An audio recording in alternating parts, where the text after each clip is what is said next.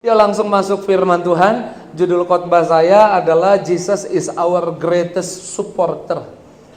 Ya, saya tahu di rumah, di keluarga kita ada supporter kita juga. Nih di depan duduk anak saya, ada anak saya supporter saya juga. Istri jadi supporter juga, kadang-kadang teman jadi supporter, sahabat jadi supporter kita. Tapi ada supporter yang terbesar di hidup kita, yaitu Yesus Tuhan. Amin. Nah, latar belakang saya bicara hal ini adalah ketika saya bertanya sama Tuhan, Tuhan, apa yang harusnya jadi sikap orang Kristen, sikap saya, sikap orang percaya. Kenapa? Karena saya nonton berita, kemudian di berita pada saat saya nonton diceritakan bahwa ada 3 bank kolaps di Amerika. Ini Amerika negara adidaya nih, ini negara besar, negara maju, 3 bank kolaps di sana. Ada Silvergate, Signature Bank, Silicon Valley Bank, bangkrut, kolaps.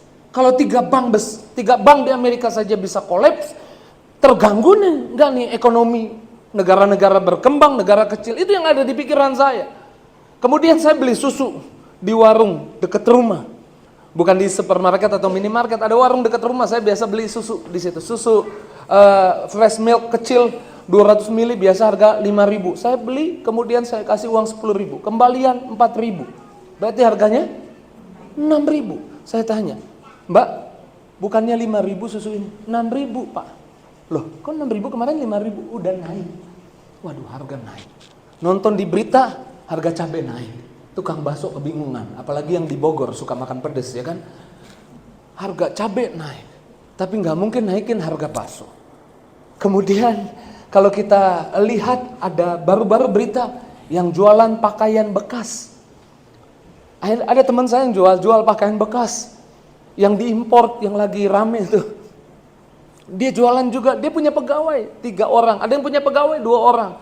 Terancam nih yang jual pakaian bekas, sepatu bekas, terancam nih usahanya harus tutup. Mengenai hal ini, saya berpikir kalau gitu tambah lagi pengangguran. Waduh, gimana nih? Tambah lagi susah nih. Yang di depan mata yang dilihat ekonomi nggak menentu, keadaan nggak menentu. Tukang ngamen bahkan kadang-kadang saya udah kasih kode 5, maksudnya 5 bukan angka anugerah, maksudnya maaf nggak ada uang lagi, nggak ada receh, karena yang ngamen udah berkali-kali waktu makan udah dikasih angka 5 gitu, masih terus aja ngamen, sedikit maksa. Saya mulai ngerti kenapa dia maksa, karena memang nggak ada kerjaan, mungkin nggak ada yang kasih seharian itu. Tapi bagaimana dengan anak Tuhan? Di depan kelihatan ekonomi nggak jelas, di depan kelihatan ada yang menakutkan, harga naik, nggak menentu semuanya. Apa yang harus jadi responnya? Apa yang harus jadi tanggapannya anak Tuhan? Tuhan bilang di hati saya, kamu punya supporter, aku dukung kamu. Amin. Di hidup kita, kita punya yang mendukung kita. Khotbah saya diambil dari Yesaya 30 ayat 18 sampai 20. Kita baca dulu ayat 18. Ya, ayat 18 bilang apa di sana? Sebab itu Tuhan menanti-nantikan saatnya, hendak menunjukkan kasih-Nya kepada kamu, sebab itu Ia bangkit hendak menyayangi kamu, sebab Tuhan adalah Allah yang adil. Berbahagialah semua orang yang menanti-nantikan Dia. Kita baca sekali lagi boleh? Kata kamu ganti saya, kalau bangga pegang dadanya bilang saya gitu, amin. Ya, sama-sama kita baca 2, 3. Sebab itu Tuhan menanti-nantikan saatnya, hendak menunjukkan kasih-Nya kepada saya, amin. Sebab itu Ia bangkit hendak menyayangi saya, amin. Sebab Tuhan adalah Allah yang adil. Berbahagialah saya yang menanti-nantikan Dia. Tuhan pendukung kita. Sama-sama bilang, Tuhan supporter saya, amin. Ada sesuatu yang ketika Tuhan bilang aku pendukungmu, aku supportermu. Ada sesuatu yang saya pelajari, supporter itu gambarannya seperti di ayat 18 ini. Ingin menunjukkan kecintaannya. Next slide. Supporter biasanya ingin menunjukkan kecintaannya kepada yang dia support. Ini nih, pendukung nih kayak gini nih. Supporter nih ingin menunjukkan kecintaannya, bahkan menunjukkan kecintaannya kepada semua orang. Teman saya suka Milan, bukan kota Milan, AC Milan. Tadi saya naik mobilnya, di depan ada stiker AC Milan. Saya bilang stiker ini harus diganti sama Real Madrid. Saya suka Real Madrid. Dia tunjukin bahwa dia dukung AC Milan. Di belakang saya bilang ada lagi stiker AC Milan nih. Nah, pendukung tuh kayak gitu, menunjukkan kecintaannya, kebanggaannya sama yang dia dukung. Dia akan bela mati-matian, bangun Harusnya besok ada rapat di kantor jam 8 pagi, harus bangun karena rumah di Bogor, kerja di Jakarta jam 5, setengah 6 harus mulai jalan. Ada pertandingan jam 3, dia bangun loh jam 3. Demi dia lihat yang dia dukung, menunjukkan kecintaannya. Di setiap momen, di setiap situasi, di setiap keadaan hidupmu, saudara harus tahu saudara nggak sendirian. Ada Tuhan yang jadi supporter kamu. Amin. Kalau manusia menunjukkan kecintaannya sebegitu hebatnya, lebih lagi Tuhan. Tuhan sedang menantikan di hari-hari ini untuk menunjukkan kecintaannya kepada kamu. Ingin menunjukkan kepada semua orang bahwa dia menyayangi kamu, bahwa dia bela kamu, bahwa dia dukung kamu. Amin. Ayo mau tepuk tangan jangan biasa yang dahsyat, yang luar biasa. Amin. Saya mau bilang Tuhan mendukung kamu. Dan Tuhan mau mendukung kamu. Mungkin saudara sedang berpikir, Pak Pendeta, Tuhan mau nggak kira-kira dukung saya? Saya bilang Tuhan mau dukung kamu. Ketika di Lukas, gambarannya di Lukas 5. Di Lukas 5 ayat 12. Ada orang yang penuh dengan kusta. Orang yang penuh dengan apa? Kusta, sakit kusta. Di situ ada seorang yang penuh kusta. Ketika ia melihat Yesus, tersungkurlah ia dan memohon, Tuhan, jika Tuhan mau. Dia bilang sama Yesus, kalau engkau mau Tuhan, engkau bisa mentahirkan atau menyembuhkan aku. Tuhan bilang di ayat 13, katamu kalau aku mau, dengar baik, aku mendukung kesehatanmu. Amin. Tuhan dukung kita, amin. Aku mendukung kesehatanmu, aku mau, jadilah engkau tahir. Seketika itu juga lenyaplah penyakit kustanya. Percayalah, Tuhan mau dukung saudara di tengah masa yang sulit, di tengah masa yang gak jelas ini. Saudara gak perlu khawatir, saudara gak perlu cemas. Ada Tuhan dukung saudara. Amin. Ayat ini, kisah ini diletakkan di Alkitab tepat memang setelah kejadian Petrus yang bisnisnya kolaps. Kalau tadi bank kolaps, Petrus bisnisnya kolaps. Bisnis apa dia? Jala ikan. Dia jala ikan, pulang, gak bawa apa-apa. Satu ikan bawa, gak bawa apa-apa. Mungkin ada yang jualan baju hari ini dan pulang istrinya tanya laku berapa baju. Enggak ada yang laku. Ada yang jadi sales apartemen mungkin. Dan kemudian suaminya tanya, tadi gimana jualannya? Ada yang laku? Enggak ada yang laku. Tapi dengar baik, dari kisah di Lukas 5 digambarkan pribadi Tuhan kita adalah pribadi yang support kita. Amin.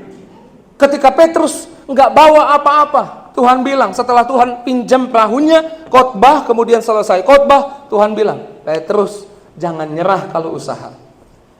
Pergi lagi ke tempat yang lebih dalam. Tuhan, ini udah siang. Saya udah usaha semalaman. Jangan nyerah sama bisnismu. Tuhan, saya udah kerjain. Saya udah nggak nyerah Tuhan. Coba sekali lagi. Coba sekali lagi. Pergilah, sekarang pasti beda. Karena aku dukung kamu. Tebarkan jalamu di sebelah kananmu. Di tempat yang lebih dalam, tebarkan jala itu. Dan Petrus ikuti apa kata Tuhan. Dan Petrus melakukan seperti apa yang Tuhan katakan. Saya percaya perkataan yang sama hari ini ada di mimbar ini dari Tuhan untuk saudara yang mungkin sedang usaha dan usahamu gagal. Tuhan sedang berkata, jangan nyerah dulu, coba lagi. Ayo pergi ke tempat yang lebih dalam, tebarkan lagi jalannya. Dan ketika Tuhan dukung, apa yang terjadi? Petrus bawa 1 ikan, Petrus bawa 2 ikan, bawa 3 ikan. Bisnis tangkap ikannya no hope, nggak ada harapan. Dengar baik, ketika Tuhan dukung, Tuhan menunjukkan kecintaannya. Dia bawa pulang bukan 1, 2 ikan, 3 ikan. Dia bawa pulang 1 perahu penuh, bahkan butuh perahu temannya untuk bantu. Amin. Kalau saudara berpikir, apakah Tuhan dukung saya? Saya mau bilang, Tuhan dukung kamu. Tuhan dukung kamu utangmu lunas. Tuhan mau utangmu lunas. Tuhan dukung kamu. Tuhan dukung kamu untuk sembuh. Tuhan dukung kamu untuk anak-anakmu berhasil. Tuhan dukung kamu di usahamu. Amin. Sehingga dengar kabar, ekonomi gak jelas, keadaan gak menentu, harga naik, kita gak perlu khawatir, kita gak perlu takut. Karena kita punya pendukung yang hebat, kita punya supporter yang hebat. Dan supporter kita adalah Yesus Tuhan sendiri yang tidak berubah dulu, sekarang, dan selamanya. Amin. Di hidup ini, kamu gak sendirian. Ada Tuhan bersamamu, Tuhan pendukungmu, Tuhan supportermu. Dia akan tunjukkan kasih sayang buat hidupmu. Yuk tepuk tangan sekali lagi yang kasih. Ingat khotbah saya tadi dari mana? Yesaya 30. Tadi ayat berapa? 18. Sekarang kita buka ayat 19. Ya, ayat 19. Sungguh hai bangsa, di Sion yang diam di Yerusalem, engkau tidak akan terus menangis. Saya tahu mungkin ada di antara kita yang ada di lembah kelam, yang ada di titik nggak tahu harus berbuat apa supaya masalahnya selesai. Ada di titik terendah hidupmu. Tapi sebagai hamba Tuhan saya mau ingatkan, ada Tuhan yang dukung kamu. Karena ada Tuhan yang dukung kamu, kamu nggak dibiarkan Tuhan menetap di situ. Itu bukan tujuan Tuhan dalam perjalanan bisnismu, perjalanan kesehatanmu, perjalanan kerohanianmu. Kalau engkau lagi kayaknya kering hampa gitu, terus datang sama Tuhan. Karena Tuhan nggak punya tujuan saudara dan saya tinggal di padang gurun. Orang Israel keluar dari Mesir hanya lewat padang gurun. Itu bukan tujuan akhir. Itu bukan tempat di mana Tuhan merancangkan mereka berkemah dan tinggal diam di sana. Tuhan bilang mereka harus masuk ke tanah yang berlimpah dengan susu dan madu. Amin. Bukan padang gurun tempat mereka tinggal, tanah yang berlimpah susu dan madu. Tapi memang kadang lewat padang gurun. Jadi saudara yang lagi di titik terendah hidupmu, di lembah kelam, dengar baik, itu bukan tujuan Tuhan buat hidupmu. Kamu hanya numpang lewat di sana. Jadi kita nggak perlu kecewa, nggak perlu patah semangat, nggak perlu jadi sedih hatinya. Amin. Karena Tuhan bilang kamu nggak akan terus menangis. Kitab Lukas beberapa minggu yang lalu kita bahas. Di kitab Lukas dikatakan berbahagialah orang yang sekarang menangis, karena dia akan tertawa lagi. Amin. Berbahagialah kamu yang mungkin hadapi masalah hari ini, karena engkau akan lihat jalan keluar yang dari Tuhan. Amin. Tuhan kita, pendukung kita, selalu ada buat kita. Tentulah Tuhan akan mengasihani engkau. Supporter kita mengasihani kita. Amin. Siapa yang pernah kasih uang sama pengemis boleh angkat tangannya. Kasih uang sama pengemis. Oke, yang terdekat. Pernah Pak kasih uang sama pengemis? Pernah. Kenapa kasih uang sama dia? Tergerak. Ya tergerak tuh kenapa? Kasihan. Kasihan. Ada yang dia buat. Ada yang harus dibalas jasanya dia buat. Enggak ya, baru kenal ya kan? Baru kenal dikasih. Jadi kasihan. Ayat ini bilang Tuhan akan menunjukkan kasih sayangnya buat kita. Dan dikatakan seperti ini, kamu gak akan terus menangis, dan Tuhan akan mengasihani kamu. Saya tahu ada kecerobohan yang kamu buat, saya tahu ada kelalaian yang kamu buat, tapi tenanglah ketika engkau datang sama Tuhan. Saya percaya Tuhan akan menuntunmu untuk berubah, amin. Akan menuntunmu untuk menjadi lebih baik lagi, amin. Akan menuntunmu untuk gak masuk di lubang yang sama, amin. Akan menuntunmu untuk lebih hebat lagi, amin. Tapi untuk hari ini saya percaya Tuhan akan menaruh kasih sayangnya, belas kasihannya buat kita. Belas kasihannya di ekonomi kita, belas kasihannya di keuangan kita, di kesehatan kita, di seluruh aspek kita.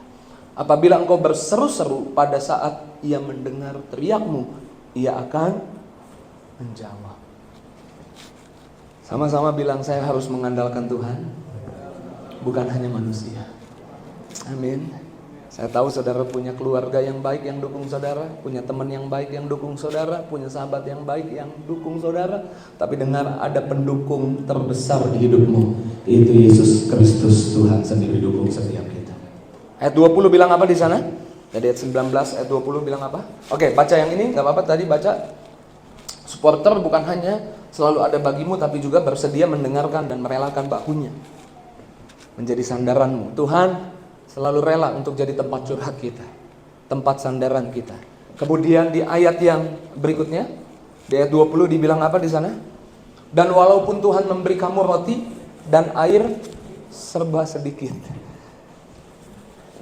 Ini kesimpulan kita yang kadang kita bilang serba sedikit banget. Udah hampir habis. Ini besok udah habis nih tabungannya. Gimana bayar listrik? Gimana bayar sekolah anak-anak? Ini udah habis nih, gimana gaji pegawai, apalagi mau lebaran lagi, harus siapin THR. Yang punya usaha pasti gitu mikirnya. Sedangkan tabungan kepake untuk ini, untuk itu, ini sedikit nih, udah hampir habis. Dikatakan seperti ini, dan walaupun Tuhan memberi kamu roti dan air serba sedikit, baca terus, namun pengajarmu tidak akan menyembunyikan diri lagi, tetapi matamu akan terus melihat Dia. Sama-sama bilang, mata saya akan terus melihat Tuhan. Sama-sama bilang, hidup saya akan terus melihat Tuhan. kelihatannya serba sedikit, tapi dengar baik. Ada Tuhan, dan lewat kejadian yang kamu pikir serba sedikit itu, kamu di ujungnya akan buat kesimpulan, aku lihat Tuhan di hidupku. Kapan kisah itu terjadi? Ketika Tuhan mau memelihara Elia. Ketika Tuhan mau memelihara Elia, Tuhan menyuruh Elia datang ke janda kaya. Bukan. Datang ke janda di si ibu ketawa. Datang ke janda kaya. Datang ke janda di Sarfat yang cuma punya tepung segenggam, minyak sedikit dibuli-buli, hanya sedikit. Lalu Elia bilang, apa yang ada padamu? Dia bilang, hanya tepung segenggam dan kemudian minyak dibuli-buli sedikit. Sekarang aku mau buat roti. Setelah itu habis tepungnya, habis minyaknya. Besok gimana udah gak tahu lagi. Mungkin aku dan anakku akan mati. Tapi Elia bilang begini, tepungmu gak akan habis, minyakmu gak akan habis selama masa resesi. Selama hujan gak turun, zaman itu gambarannya gitu. Kalau hari ini, selama ekonomi dunia gak stabil, kamu tetap dipelihara. Buatkan dulu roti kecil bagiku.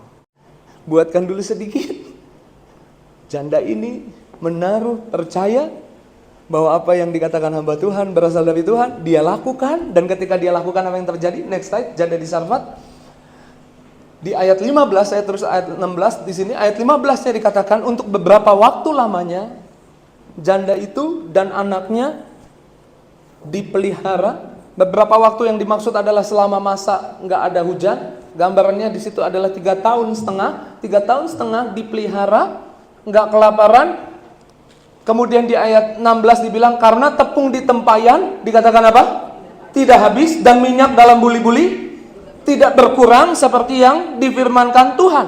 Kalau dia keluar dari keadaan itu setelah ekonomi dunianya baik-baik, lalu orang tanya di masa resesi kemarin gimana hidupmu? Pakai minyak dan tepung yang cuma segenggam dan minyak dibuli-buli yang sedikit itu, kok bisa? Dia nggak bisa mengelak, nggak ada kesimpulan yang lain. Dia hanya bilang, walaupun hanya sedikit, tapi selama tahun itu aku lihat Tuhan di hidupku. Aku lihat pemeliharaan Tuhan di keluargaku. Amin.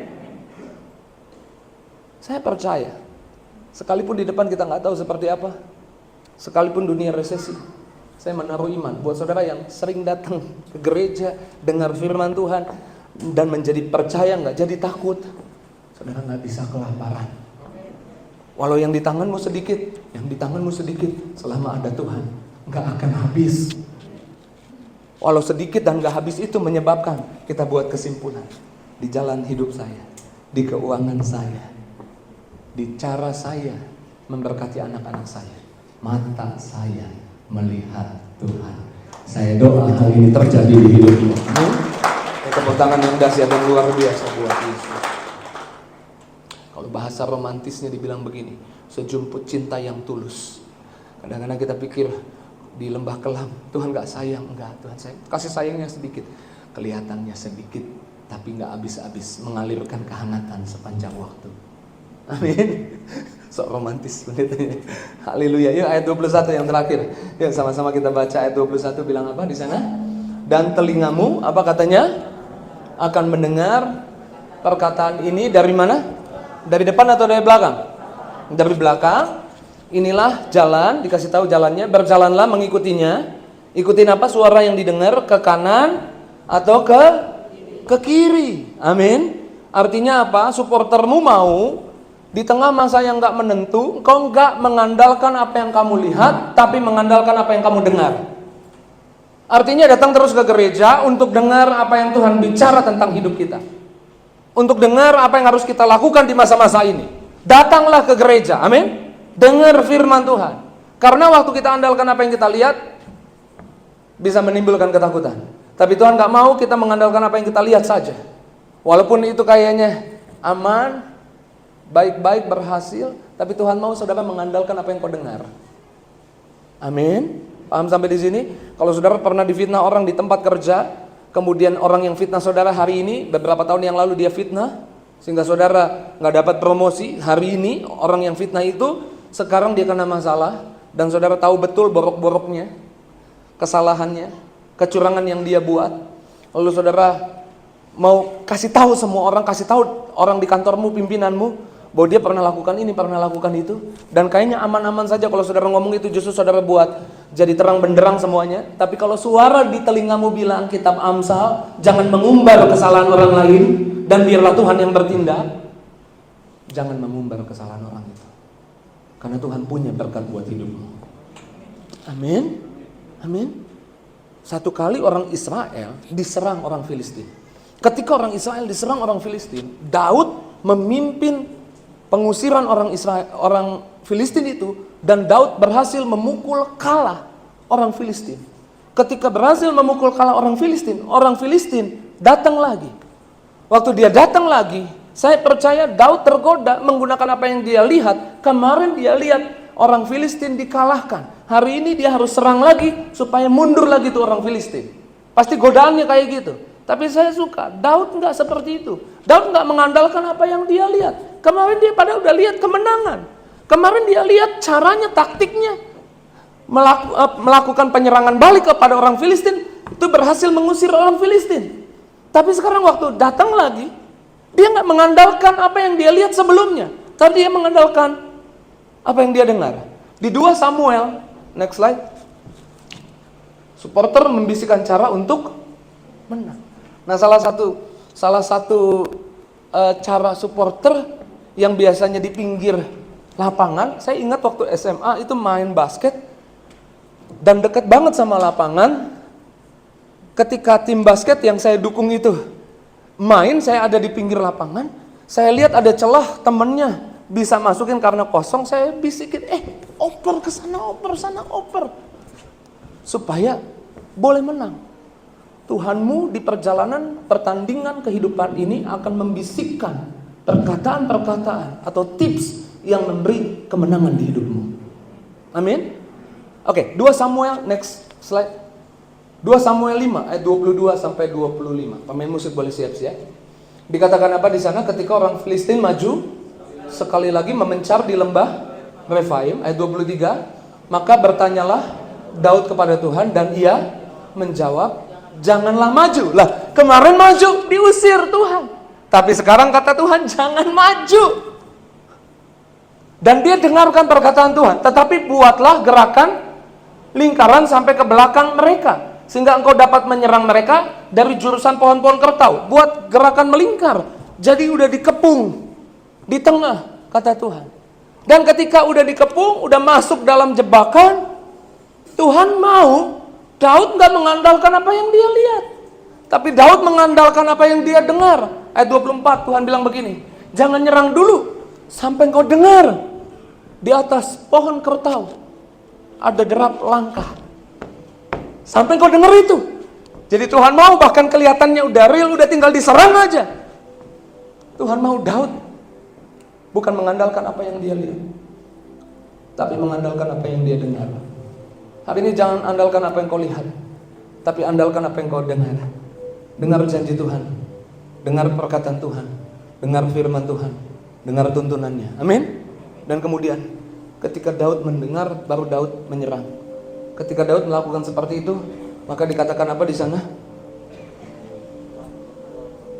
Di depanmu untuk Dan Daud berbuat demikian seperti yang diperintahkan Tuhan kepadanya, maka ia memukul kalah orang Filistin mulai dari Geba sampai dekat Gezer.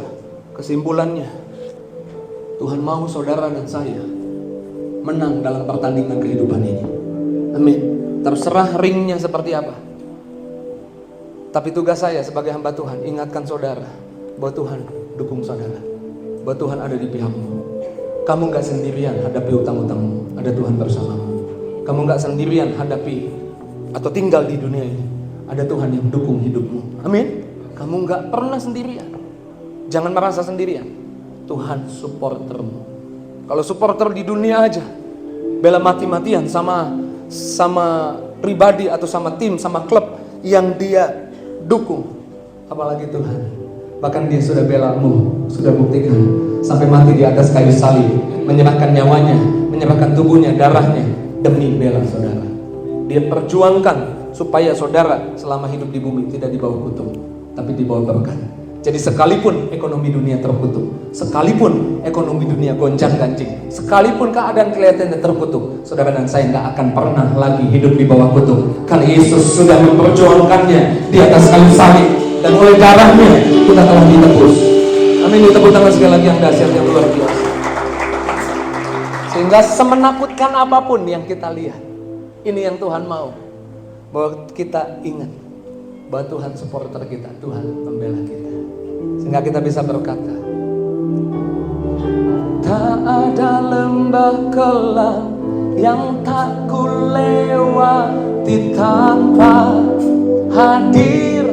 Supporter itu selalu hadir di dekatmu. Amin. Hatiku takkan gentar, sebab ku tahu tanganmu yang